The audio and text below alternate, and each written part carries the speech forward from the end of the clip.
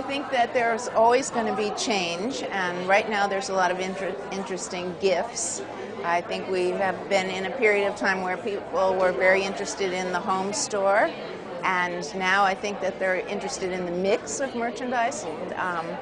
Everyone wants difference and new, and that makes things a little faster than they have been, but it kind of keeps us all doing our jobs really well, because we have to keep up with it. Absolutely, and keeping up with it is part of the growth of the industry. Where do you see the growth of the industry coming from? I think it comes from innovation. I mean, I think the people who are going to be successful in our industry are the people who are really going to look at the world they live in, try new things, move in new directions, and get adjusted to the pace, because the pace is faster. The backbone of the U.S. was built around small business. Right. And so, for us, the key to our success is keeping the small specialty store in business and keeping them successful and keeping them ahead of trends. They're having to compete with Walmart, who's buying extremely deep with pricing that is just totally beyond their ability.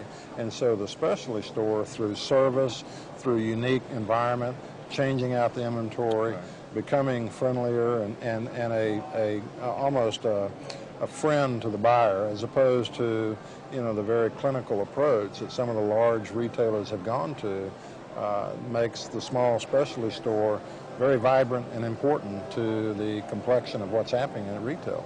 I think the state of the industry is moving into a more mature industry. I mean, it's following the process that happens as a industry has been around a little bit longer. So it's maturing, which means that the cost of entry at all levels is more, costs more to get into it now.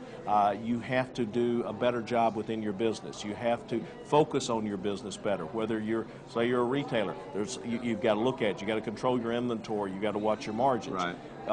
And overall, it's about there's consolidations going to be taking place, and it's constantly evolving your business so that you're able to meet the challenges that come from each year.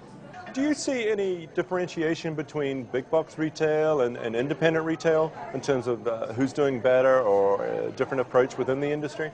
Well, I think there's certain big box stores like Target, for example, that are growing and becoming more and more of a force in the industry because their product is getting more appealing to more people. 10 years ago, I wouldn't have shopped in a store like that. Now we all are. But the independent retailers just have to work harder to be independent and do what they do better, which is knowing their customers and having relationships with those customers so those customers come to them rather than the big box, and try and not compete with them, but to do things that are unique and different in what they do better, and that's how they're doing well. In the press, we've seen a lot about the mass merchants and how they were really struggling in the holiday season. Right. But the independents, what they're telling us is they actually had a good holiday season, and they're buying, they're restocking right now, and that's very exciting. Certainly the other thing we're hearing from our customers is that they're aware of the changes in the world, and they're looking to adapt their businesses to prosper in the changing world. But right now, they are very excited and they're buying.